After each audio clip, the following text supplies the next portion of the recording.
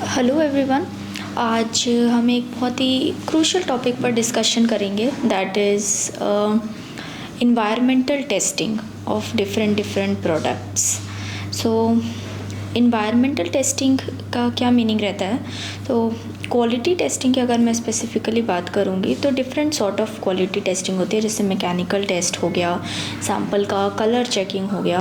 तो वैसे ही एक क्वालिटी टेस्ट में कैटेगरी होती है कि हमें अपने सैम्पल को एक स्पेसिफिक इन्वायरमेंटल कंडीशन में डालना होता है एंड ये देखना होता है कि इस इन्वायरमेंटल सिमुलेशन को सैम्पल सस्टेन कर पाएगा या फिर नहीं कर पाएगा।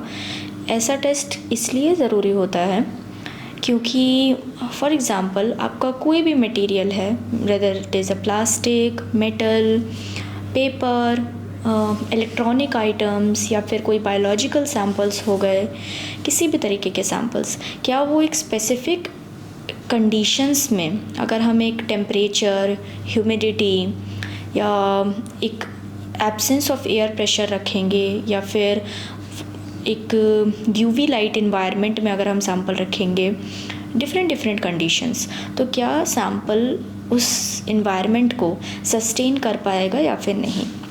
तो उसको इन्वायरमेंटल टेस्टिंग कहते हैं। एंड इस तरीके का टेस्टिंग से हमें सैम्पल्स का क्वालिटी का पता चलता है, अपीयरेंस वाइज भी, एट द सेम टाइम वो कितना शेल्फ लाइफ सस्टेन कर सकता है, झेल सकता है, वो चीज़ भी। इंस्ट्रूमेंट्स जो कि quality testing for environmental perspective से जो प्रेस्टो प्रोवाइड करता है, हम उनके बारे में डिस्कस करेंगे। सबसे पहले है एक स्टैंडर्ड लेबोरेटरी ह्यूमिडिटी चैम्बर।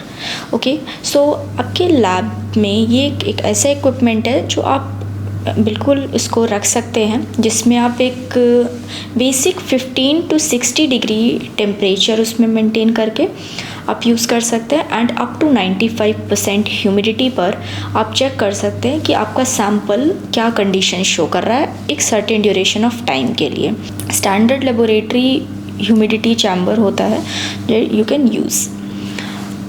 ऐसे इंस्ट्रूमेंट को आप डिफरेंट सैम्पल्स का, रेदर इट इज़ कोई फ्लेक्सिबल पाउचेस हैं, मेटल प्रोडक्ट्स है, इलेक्ट्रॉनिक आइटम्स है, या फिर मान लीजिए शिपिंग में कोई सैम्पल जा रहा है, तो उस पॉइंट ऑफ टाइम के लिए भी शिपिंग में अगर हाई एल्टीट्यूड पे कोई एक टेम्परेचर और ह्यूमिडिटी कंडीशन मेंटेन्ड है, तो वो सिमुलेट करने के लिए हम उसमें भी यूज़ करते हैं ह्यूमिडिटी चैम्बर को। बेसिक प्रिंसिपल यूज़ होता है किसी भी इन्वायरमेंटल चैम्बर को यूज़ करते टाइम, क्योंकि आप कोई भी इन्वायरमेंटल चैम्बर अगर आप यूज़ कर रहे हैं तो आप ये एक्सपेक्ट करते हैं कि आपको कम समय की टेस्टिंग में ये चीज़ पता चल जाए कि वो आगे 6 महीने, 7 महीने या 10 महीने बाद उस पर क्या एक्सपोजर आएगा। वो आप एक कैबिनेट में थोड़ी ही देर में, मान लीजिए 5 डेज़ 10 डेज़ की टेस्टिंग में आप सैम्पल के 6 मंथ या 5 मंथ्स का एक्सपोजर समझ सकते हैं।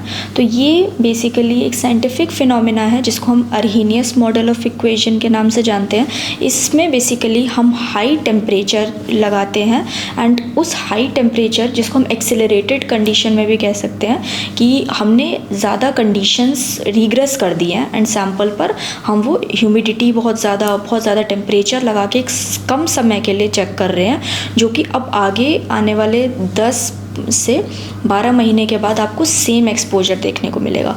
अगर वो सिचुएशन, वो टेम्परेचर, वो ह्यूमिडिटी सैम्पल उस ड्यूरेशन के लिए सस्टेन कर गया, इट मीन्स वैसा ही चीज़ आपको आगे आने वाले टाइम के लिए आप एश्योर हो सकते हो। तो ये साइंटिफिक फिनोमेना पे बेस्ड ये चैम्बर्स बनते हैं, तो you can use this. Now ऐसा ही एक और इंस्ट्रूमेंट है जिसमें आप सैम्पल पर रस्टिंग या जो कोरोजन होता है वो इन्वायरमेंट चेक कर, सिमुलेशन कर सकते हो। सैम्पल पर आप एक सॉल्ट सोल्यूशन बनाते हो, वो भी एक्सेलरेटेड सॉल्ट स्प्रे टेस्ट उसको कहा जाता है, जो कि एक बहुत ही रिग्रेसली एक स्टैंडर्ड को कंप्लाई करके चलता है। जनरली ASTM B117 या फिर ISO 9227 इस टाइप के स्टैंडर्ड्स होते हैं जो जनरली सॉल्ट स्प्रे चैम्बर के लिए यूज़ किए जाते हैं, जिसमें आपको ये पता चलता है कि जो आपके इलेक्ट्रोप्लेटेड सैंपल है या अगर आपने पाउडर कोटिंग करी है सैंपल पे या कोई गैल्वेनाइज्ड सैंपल है, तो उसमें हमारे सैंपल पर अगर कोरोजन लग रहा है या रस्टिंग लग रही है तो वो कितने समय के बाद लगेगी। तो हम एक चैम्बर यूज़ करते हैं, उसमें वही टेम्परेचर, ह्यूमिडिटी एक सॉल्ट सोल्यूशन का मेंटेन करते हैं एंड उसके बाद एक स्टैंडर्डाइज्ड वे में सैंपल के ऊपर एक्सपोजर करते हैं। तो इससे सैंपल कितने ड्यूरेशन के बाद उस पर कोरोजन लग रहा है वो चीज़ हम चेक कर सकते हैं एक इन्वायरमेंटल चैम्बर में, जिसको हम सॉल्ट स्प्रे टेस्ट के नाम से जानते हैं। ओके, सो ये एक सॉर्ट ऑफ टेस्ट है जिसमें आप अपने ऑटोमोटिव इंडस्ट्री के लिए इस तरीके की इंस्ट्रूमेंट काफ़ी यूज़फुल है, तो आप यूज़ कर सकते हैं।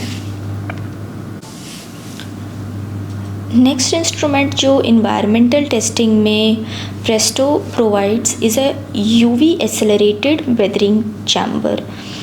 इसमें क्या रहता है कि UV लाइट का आप सबको पर्पस पता होगा, जो हमारी सन रेज़ निकलती हैं उसमें से अल्ट्रावायलेट रेडिएशंस निकलती हैं, उसका इम्पैक्ट चाहे हमारे स्किन पर हो या चाहे किसी और सैंपल पर हो जो उस सन रेज़ की अफेक्ट में आ रहा है, तो UV एक्सपोज़र होने से सैंपल पर इफ़ेक्ट पड़ सकता है और सैंपल का कलर फेड हो सकता है।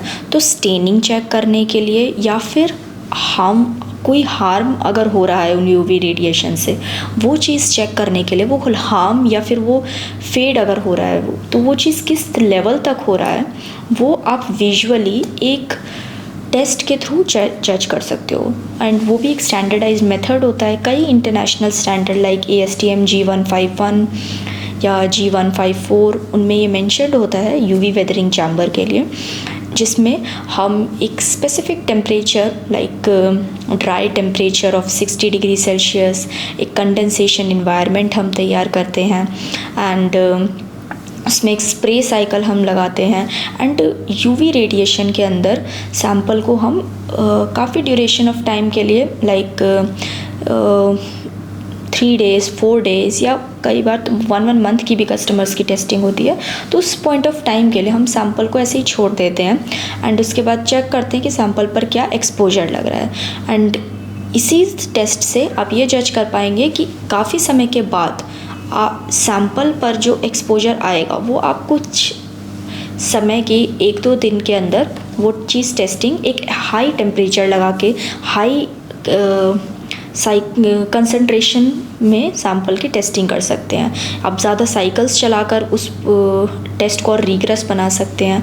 तो ये एक UV वेदरिंग टेस्ट होता है जो एक्सेलरेटेड इन्वायरमेंट में हम करते हैं। तो इससे आप के जो सैंपल्स है लाइक मेटल प्रोडक्ट्स हो गए, प्रेशर सेंसिटिव टेप्स के लिए, प्लास्टिक सैंपल्स के लिए या फिर पेंटेड पैनल्स के लिए, तो ऐसे आप UV एक्सपोजर में चेक कर सकते हैं सैंपल पर क्या इफ़ेक्ट पड़ रहा है। एक और काइंड ऑफ टेस्ट जिसको हम कहते हैं वो है सैंपल को अगर हम कोल्ड इन्वायरमेंट में रखेंगे, रिग्रेस कोल्ड इन्वायरमेंट में, तो क्या वो सैंपल एक स्पेसिफिक -40, -20, -80 डिग्री सेल्सियस को एक स्पेसिफिक ड्यूरेशन ऑफ टाइम के लिए झेल पाता है कि नहीं। तो उस चीज़ को हम एक डीप फ्रीज़र में प्लेस करते हैं एंड ये टेस्टिंग परफॉर्म करते हैं। इसमें क्या रहता है, samples for example biological samples आप ले लीजिए, बायोलॉजिकल सैंपल्स को हमें कूल इन्वायरमेंट में हम रखते हैं ताकि उसकी शेल्फ़ लाइफ मेंटेन रहे, या फिर इलेक्ट्रॉनिक आइटम्स हो गए या फिर any other kind of sample, उनको हम एक कोल्ड चैम्बर में प्लेस करके रखते हैं एंड उसके बाद चेक करते हैं कि क्या उसने अपना कंडीशन शो किया है। नाउ यहाँ पर बेस्ट पार्ट क्या चीज़ें आ जाती हैं कि आप जो कितने इन्वायरमेंटली कॉन्शियस हो इन सारे क्वालिटी टेस्टिंग को यूज़ करते हैं इस टाइम।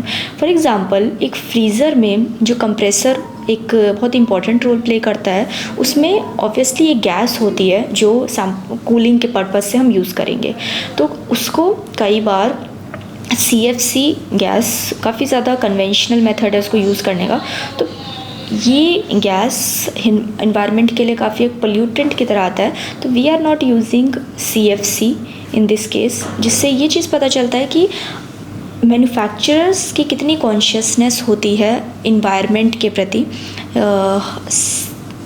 टेस्टिंग के लिए, या फिर जब हम कोई मैन्युफैक्चरिंग कर रहे हैं तो इसीलिए Presto is also awarded with Z gold certificate, जो कि ये शो करता है, जो MSME के लिए ये एक हाईएस्ट सर्टिफिकेशन होता है जो इन्वायरमेंटल कॉन्शियसनेस को शो करता है, एंड आप कितना हाई स्टैंडर्ड प्रोडक्ट बना रहे हो विदाउट इम्पैक्टिंग दी सराउंडिंग। तो ये चीज़ इम्पॉर्टेंट हो जाती है कई बार। तो आप इस तरीके का प्रेस्टो डीप फ्रीज़र यूज़ कर सकते हैं इस केस में।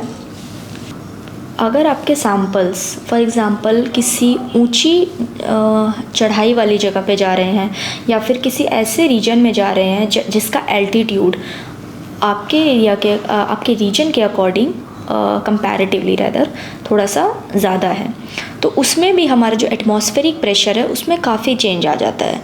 तो इस रीज़न से क्या होता है, हम यूज़ कर सकते हैं एक वैक्यूम टेस्टर।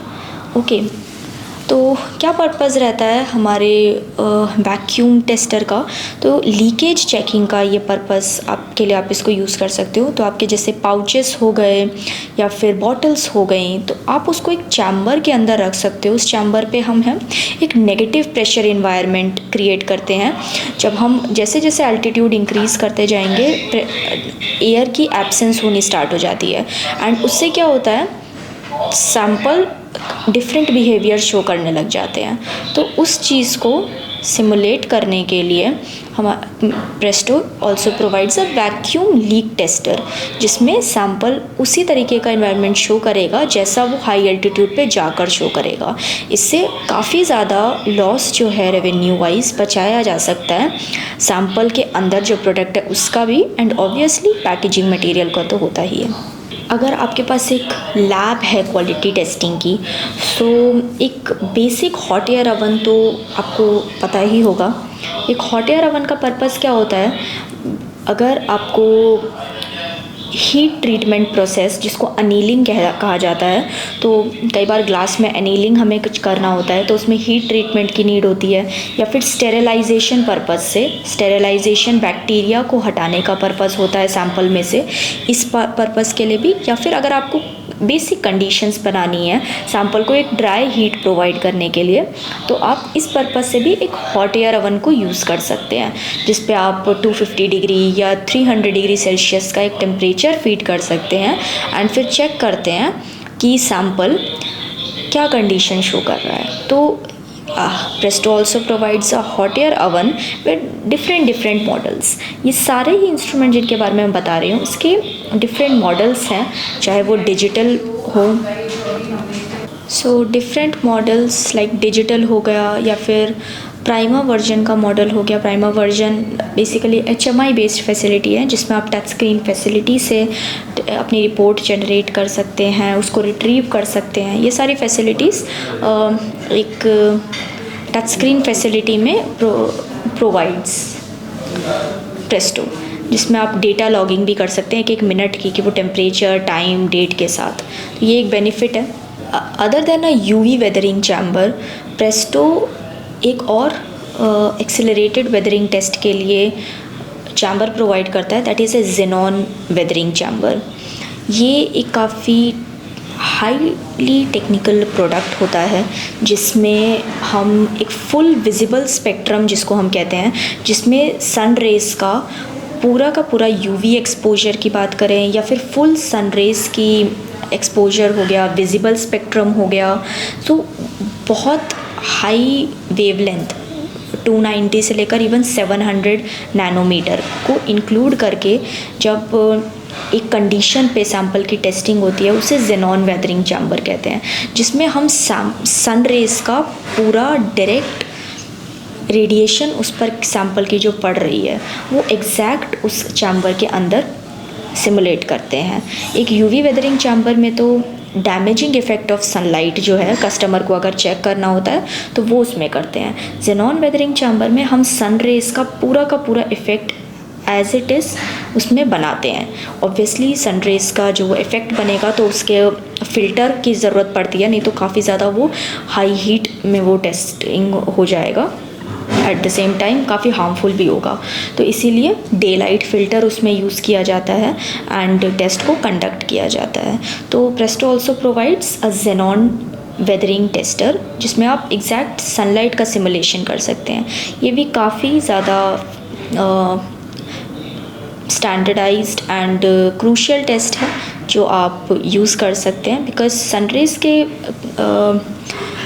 इन्वायरमेंट में कई बार हमारे सैंपल रहते ही हैं, तो उसको सिमुलेट करने से आपका क्वालिटी इम्प्रूव हो सकता है सैंपल का। तो ये एक सॉर्ट ऑफ क्वालिटी टेस्ट हो गया। ये बेसिकली टेस्टिंग थे एनवायरनमेंट की। एक और kind of testing Presto provide करता है, that is a battery testing chamber, जिसमें आप एक specific temperature and environmental simulation कर सकते हैं। जो इलेक्ट्रॉनिक आइटम्स होते हैं, ईवी बैटरीज़ का बहुत ज़्यादा यूज़ अब हो रहा है, बिकॉज गवर्नमेंट भी रिन्यूएबल एनर्जी की तरफ शिफ्ट कर रही है। तो इसीलिए ये जो एक इलेक्ट्रॉनिक आइटम है काफ़ी ज़्यादा इम्पॉर्टेंट है इस इंडस्ट्री के लिए। अदर देन दैट कोई इलेक्ट्रॉनिक प्रोडक्ट्स हैं उनके लिए एक बैटरी टेस्टिंग चैम्बर काफ़ी यूज़फुल हो सकता है, जिसमें आप सेम इन्वायरमेंटल सिमुलेशन आप कर सकते हैं। तो वो कंडीशंस उसी तरीके की मेंटेन की गई हैं। सो ये एक काइंड ऑफ प्रोडक्ट है। बहुत इम्पॉर्टेंट होता है कि ये सारे जो मैंने इन्वायरमेंटल सिमुलेशंस बताए हैं उसमें एक्यूरेसी का होना। तो किस तरीके से हम इंश्योर करते हैं कि सैंपल के अंदर सेम सॉर्ट ऑफ एक्यूरेसी आए और वो सेम इन्वायरमेंट को सिमुलेट करे जो एक्चुअल में उस एक्सपोजर में आकर सैंपल अपनी कंडीशन दिखाएगा। तो उसके लिए इम्पॉर्टेंट है कि इंस्ट्रूमेंट उसी तरीके से बने जो कि एक रिसर्च्ड स्टैंडर्ड पर बेस्ड होता है। तो चाहे कोई भी इंस्ट्रूमेंट है जो प्रेस्टो यूज़ कर रहा है, whether it is humidity chamber और यूवी वेदरिंग चैम्बर और वैक्यूम लीक टेस्टर्स, किसी भी तरीके के इक्विपमेंट सारे के सारे किसी ना किसी स्टैंडर्ड पर, ASTM स्टैंडर्ड, ISO स्टैंडर्ड्स पर कंप्लाइड है। तो वो एक रिसर्च स्टैंडर्ड एक्यूरेट रिजल्ट्स देता है। नेक्स्ट पॉइंट कि जो पैरामीटर्स यूज़ किए जा रहे हैं, जो सेंसर्स यूज़ किए जा रहे हैं, जो पार्ट्स यूज़ किए जा रहे हैं, वो कितने एक्यूरेट हैं। तो टेम्परेचर एक बहुत ही इम्पॉर्टेंट पैरामीटर होता है। तो प्रेस्टो हैज़ NABL एक्रीडेशन, जिसमें जो प्रेशर है, टाइम है, टेम्परेचर है एंड स्पीड है, ये सारी चीज़ों का पैरामीटर प्रेस्टो के पास है। एंड बिकॉज ऑफ दैट उसके पास एक्रीडेशन सर्टिफिकेट होता है जो कि वो कस्टमर्स को प्रोवाइड करते हैं एंड ये चीज़ें कंप्लाइड हो करके जाती हैं। ओके, तो NABL एक्रीडेशन की वजह से जो रिज़ल्ट्स हैं उसके पे एक हम एक्यूरेसी को क्लेम कर सकते हैं। तो वो एक्यूरेसी का सर्टिफिकेट हम प्रोवाइड करते हैं। So this is also a way to prove the accuracy. बाकी जो क्वालिटी चेक्स होते हैं ये तो एक पार्ट ऑफ टेस्टिंग है ही, जो कि we follow.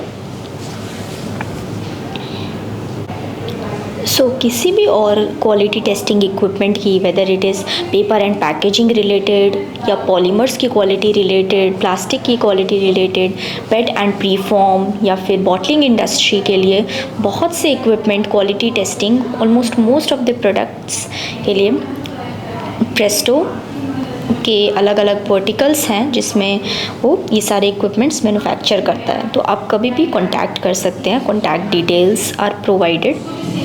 So thank you so much.